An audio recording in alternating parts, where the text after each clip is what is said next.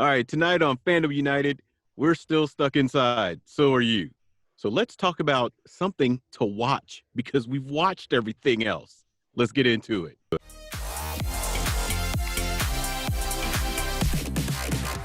What's up, everybody? Welcome back to another episode of Fandom United. So we were all in the group chat, and that we keep a group chat amongst ourselves, talk about the show, talk about things that are on our minds. And we've all probably run into the exact same problem that everybody out there has. We've watched everything. We're bored and nobody can go anywhere. So if you're not an essential worker, and God bless you if you are, but if you're not and you're stuck at home, we wanted to give you some options tonight of some things that you could watch. So John was good enough to compile a list for us. It was a great idea he and his wife had. So John, why don't you tell us, first of all, what that idea you and your wife had was, and then we can get into the list. All right, the idea was, which we're going to probably put together and post on Facebook sometime this week, is called Other Than Tiger King. Everybody has seen that documentary. Except Rich. Except for Rich. But the whole point is to think of shows, some things that not necessarily are in the lexicon of what everybody is watching right now on any of the streaming services that are good TV shows to watch. They can be old, they can be new ones, they can be ones that kind of a rehash of things that are going to come. So that's okay. where the idea came from. All right, so give us an example. Let's what's the show that you have for us tonight? What show should we be looking at? Underrated show, definitely for music fans right now. One of the top shows that we've been binge watching, actually kind of watched from the beginning. It's called Zoe's Extraordinary Playlist. It's on NBC, but right now it's also streaming on Hulu. I believe they have like 10 episodes. It's pretty good. It's basis on a girl who... I'm just happy you didn't say High School Musical. So. If you love music, I'm like, oh no, please don't say it. Please don't say it. Please don't say it. No High School Musical. No High School. So who's the star of that one? I cannot think of her name. Give me a second. I've seen commercials for it, and it's nobody that I've seen in any. It's nobody I recognize. Peter Gallagher's in it, which is didn't know he could sing. So it's a musical. It's sort of a musical, yeah, almost like Glee. What the basis is, the main star, she's Zoe. She wakes up one day and she can feel people's emotions, but people's emotions are coming through to her through song. So these people, they don't know that they're doing this, but they're going to a big song and dance about whatever they're going through in life. And so then only way that music stops for that person at that time is if she helps them solve their problems. It's almost similar to, I don't know if anybody watches it, but God Friended Me on CBS. It's kind of like that with music. Honestly, I have to say I don't watch a lot of network TV anymore.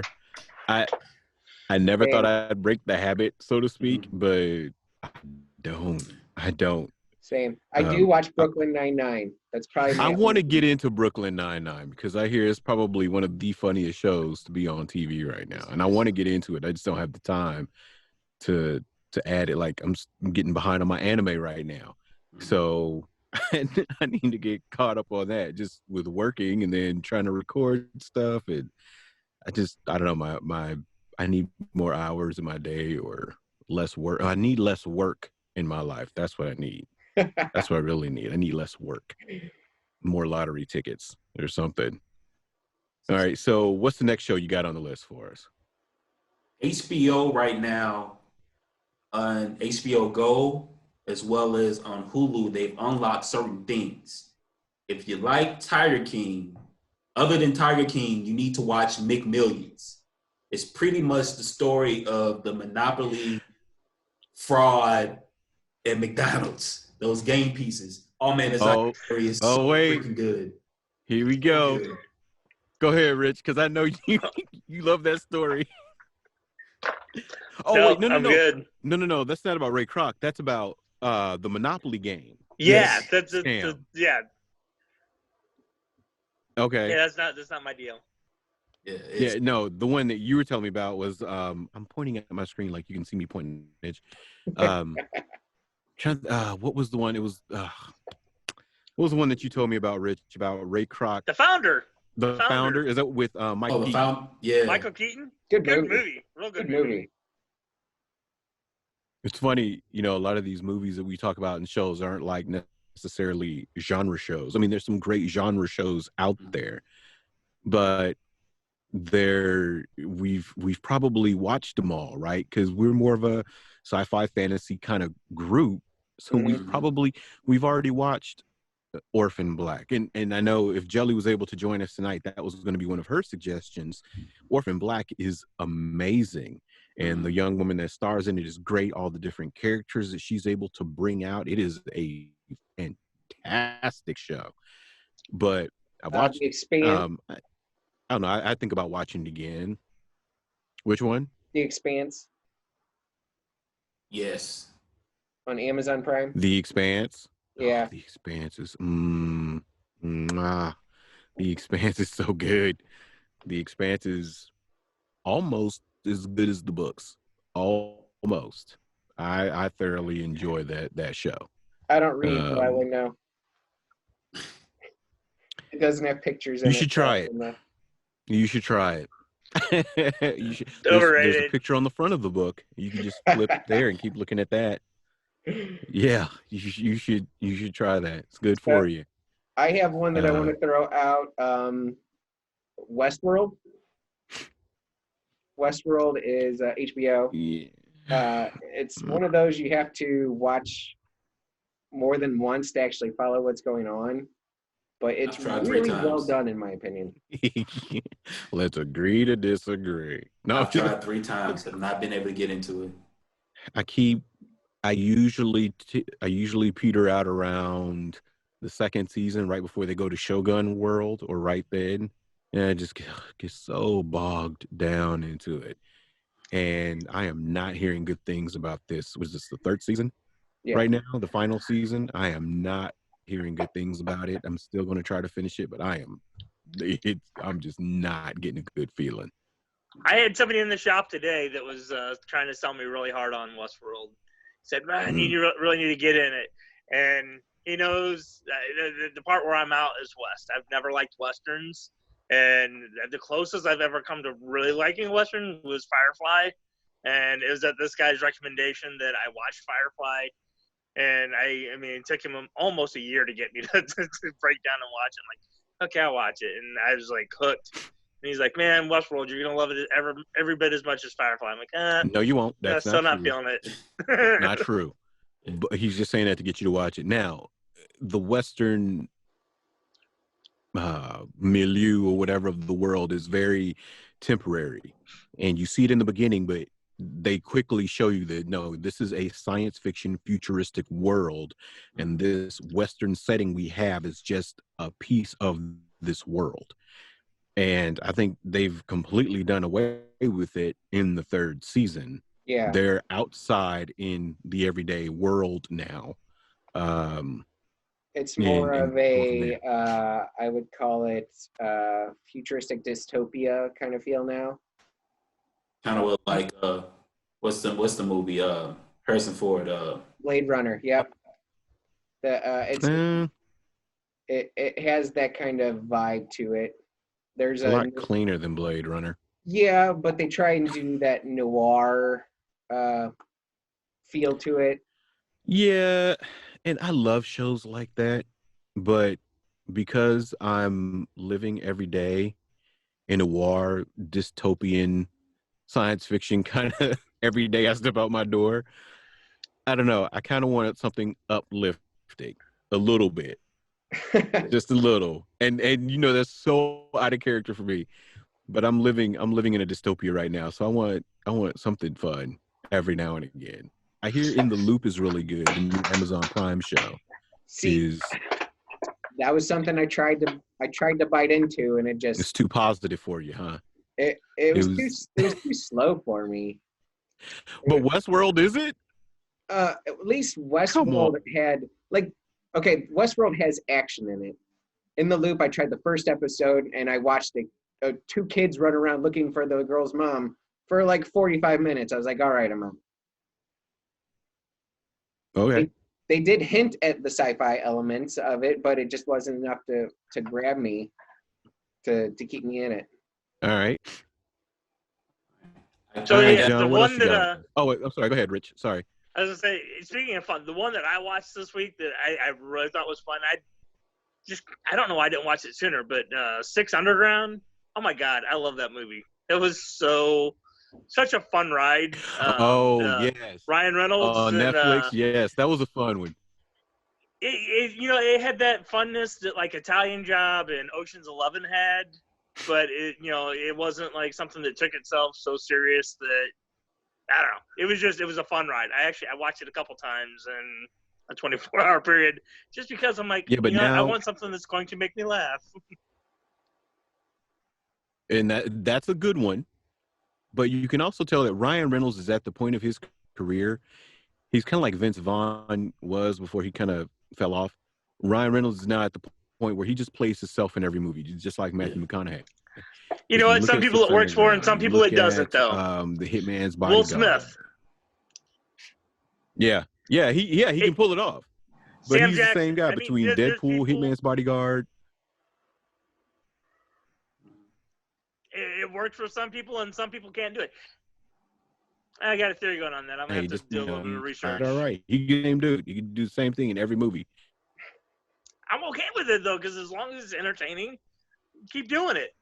That's the only reason I went and saw Detective Pikachu, because I'm like, I want to see me some Ryan Reynolds be Ryan Reynolds, and see if he can do it without. I haven't gotten there dropping yet. some F-bombs. And yeah, I wasn't saying it as a bad thing. I wasn't saying it as a bad thing or as a knock on Ryan Reynolds. I love the guy; he cracks me up. So I just think it was funny. It was just an observation. I love the fact that he gets to be himself now in every film. There is no character study. He's not going to be losing a ton of weight to play a role or anything crazy. He's just going to be, Ryan Reynolds. We just need you to show up and play yourself. We just need you to play Ryan Reynolds. But in this movie, they're just going to call you John Johnson. Okay. The beginning scene when he tells the dude he's going to be a pirate, though, I laugh so hard at that every time that I watch it. You're going to be a pirate. 600 Grand. I enjoyed that movie way more than I thought I would.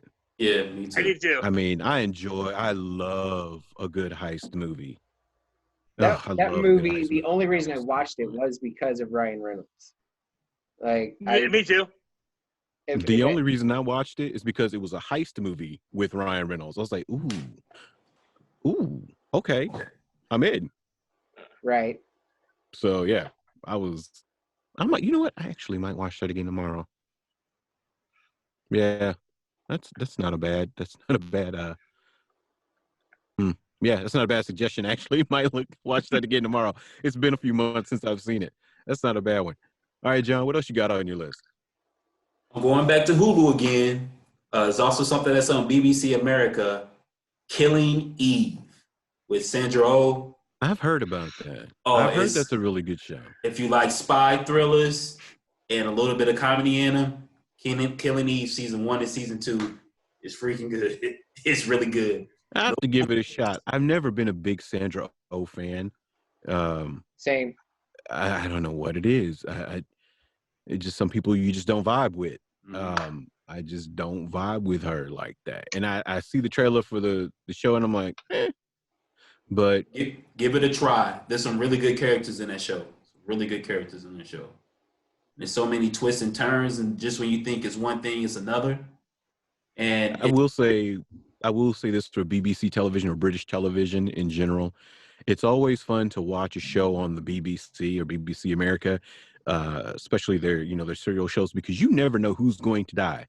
The British have no qualms about killing a character that you were attached to. They don't care about your feelings one bit. Downtown Abbey. Just don't.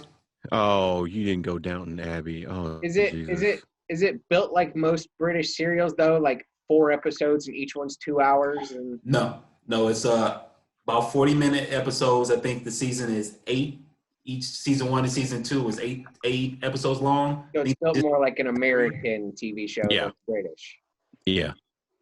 Yeah, it's not going to be like Luther where you'll get, 3 40-minute episodes for this season, And then next season is, 10, 20-minute episodes, and, Luther's just kind of all over the place. I loved Sherlock. But it was like, oh, wait, the season is 3 episodes? You might as well, and they're 2 hours long apiece. You might as well just say we made 3 movies and called it a season. Yeah, but I think that's also due to the Masterpiece format that they film that in for that particular show, and that's just their format, because that's how their other shows on that Masterpiece Mystery are too. Oh my goodness, we could do a whole episode of Masterpiece Mystery Art from like yeah, 80s now. Because Sherlock is the business, but all right, God, he said Downton Abbey, and I've just lost all respect for this man. What's your? So how long you been driving a Prius, John? See, what happened was about 7 years ago, I had the flu, and I went through Games of Thrones the first 2 seasons. I watched all The Wire. I was sick for like 2 weeks. And so I was like, well, I'm going to watch now. So I found Downton Abbey. Anything else. And by 6 means he had syphilis and it started eating away at his brain, and he doesn't know any better. So please, it's all right, John. It's all right, John. I've fallen into some bad shows just because I couldn't find anything else to watch. You said it's bad. It's not a bad show. It's a really good show. Did you? Hey, Happy Hogan liked it, so. Oh man. Oh. Like, you might as well watch The Notebook at the same time, or. And I'm not even trying to pull his. I actually watched The Notebook with my wife once. That's not a bad movie. I'm not gonna lie. She notebooked you. Yeah, I actually sat and watched it with her. I was like, oh, actually, that's actually pretty good. Spoiler alert, the last scene of Notebook, I cried my eyes out, boy. I was weeping. Next up, Still Magnolias. I did a hard cry too, boy. I was like, what else you got? She's like, I got this movie called The Help. That's also a fabulous movie. If you need something to sit, with the girl, she's not into your genre stuff. She don't like sci-fi. She doesn't like fantasy. The Help is legit. The Help is good. I can't really recommend The Notebook unless you're married and you really have no other choice. How did this turn into a chick flick show? It didn't. I'm just saying those two. Well, okay. What happened was John said Next up, Kate and Leopold. I don't even know what that is. No, so Maybe what is mix that? in You some need to Pride watch and it. That one's good. No, I'm not. It's got Hugh Jackman. It's awesome. You know what? Done, The Greatest Showman. Oh, my wife I've seen her watch that, because you know what happened is for years I fought getting a TV in the bedroom, and so like within the last year or so, finally I bought my wife a TV for the bedroom, and now she never asks me to watch these things again. She just goes back there and she watches them. I don't know. It's great. I mean, yeah. I was like, well played. If you had told me I wouldn't have to watch these things with you, and you just wanted a TV, if you had just led with that, I wouldn't have fought you so long on the TV. I wouldn't have fought you so long on the TV today. Here's how I got my wife to stop. It's a real short story, but we were watching City of Angels, Nicolas Cage and Meg Ryan movie, mid-90s, I think, late 90s. Is that the one where he's the Vegas one? The angel or whatever? Yeah. But here's the angel, yeah. He's the angel and he falls in love with Meg Ryan, right? Yeah. I don't want the world to see me.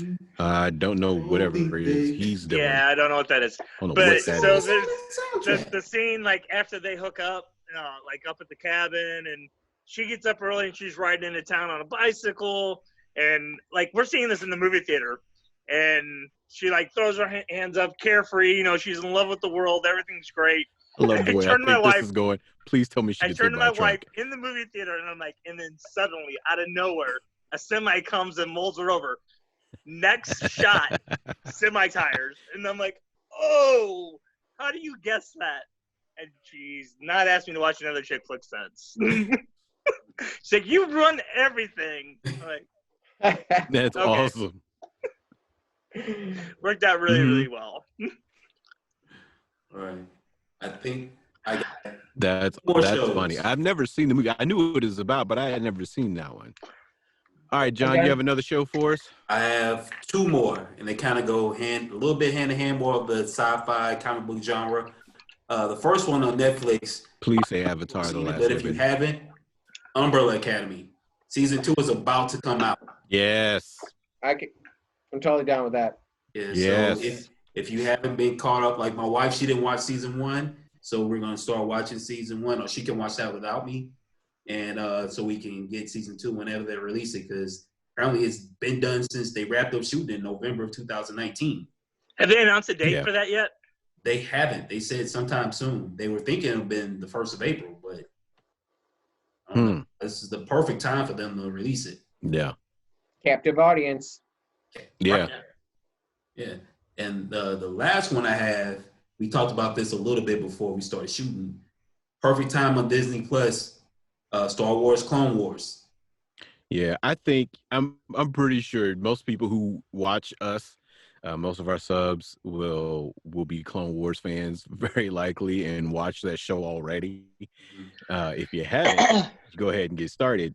That last episode, this Friday's episode, was it was good. Yeah. It surprises me how many people that we would get into the shop that had never watched Clone Wars or Rebels. And, I don't understand that. And I'll push both of them. I'm like, hey, both of them were like really solid shows. I wasn't crazy about the animation when they first came out, but you get through that really quick. Yeah. And once you like stop seeing how weird it's drawn, it's like, wow, this is such a well written show. Dave Filoni gets Star Wars more than probably does. George Lucas ever did. Yeah. Which is like, he gets Star Wars, and he has love for the Mandalorians, and that is the best storytelling you will get on everybody's favorite bounty hunters and armored warriors in Star Wars. Is something that Dave Filoni put his hands on. And those stories have tended to be the best stories coming out of Rebels, coming out of Clone Wars. The Mandalorian stories usually end up being the best ones. So, yeah. The one thing I like about the Star Wars shows compared to, I know they base it on a genre not only for kids, but for those of us that have been fans of them for a long time. They are to the wall, to the window, to the floor. I don't care who you are. If you're they kill people. Plain and simple. Yeah, don't. They're not ashamed to get rid of characters. They're not ashamed to break your heart. Compared to like the Marvel cartoons or some of the cartoons, they are not afraid to say this is real life. In real life, some people gotta die. Let's not talk about the Marvel cartoons because those are terrible. And that's a whole new show that we could talk about. So we don't have that long left, but Aaron and I were having a discussion earlier, and just real briefly, we only have like 9 minutes left, of course, in our recording time here. But it's very interesting to see everybody.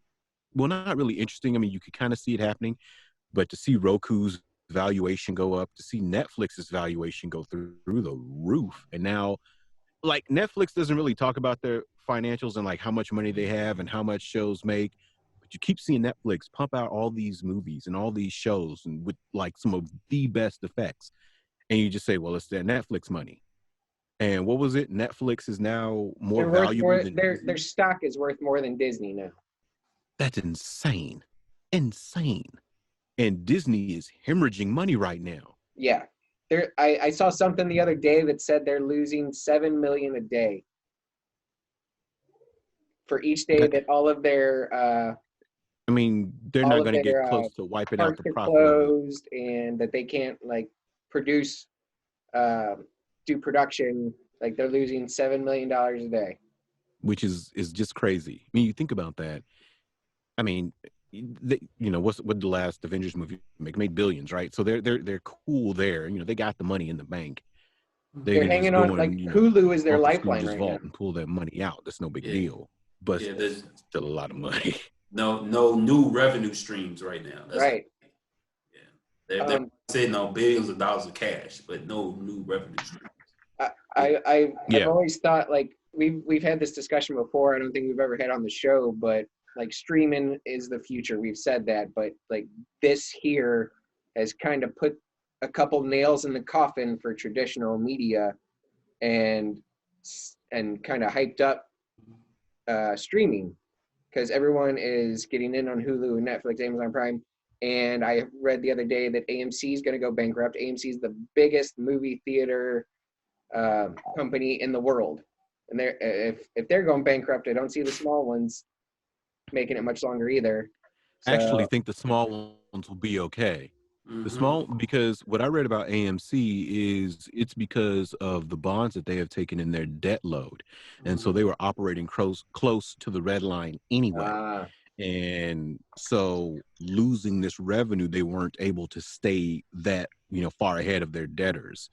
And that was and right behind that too, that they had just started revamping so many of their theaters to compete with the work that Marcus had been doing by, Marcus was stealing money away from AMC because they just redid all their theaters across the whole nation. So AMC's like, hey, we got to up our game and do this too. So they took on a lot more debt just so that they could hang with what the Marcus studios or theaters were doing. So yeah, I think it was just the perfect storm for for putting that nail in the coffin for them. Well, it's scary. Yeah. I love that drive-in theaters are becoming a thing again because of this. Yeah, it's cool unless you have a crack in the windshield. Then it's not so cool. Just saying. Drive-in theaters were just like one of the best kept secrets because so many people didn't know that they were still a thing. But the people that do know, they're always packed. Every time that you go, you're waiting in a long line to get in there, and people are driving up. And even as the movies are going, it's still a thing. So yeah, the people who know, are probably pissed that other people are realizing, oh, hey, that's still a thing. So yeah. I miss it. We usually go once or twice a year. It's been a couple years since I went. They're gonna if we're still in this, they're gonna do a pop-up one in August here in St. Louis. But do you think? I mean, if the transfer from traditional media to streaming is going to happen, I think it's going to happen now. Or close to now. Yeah.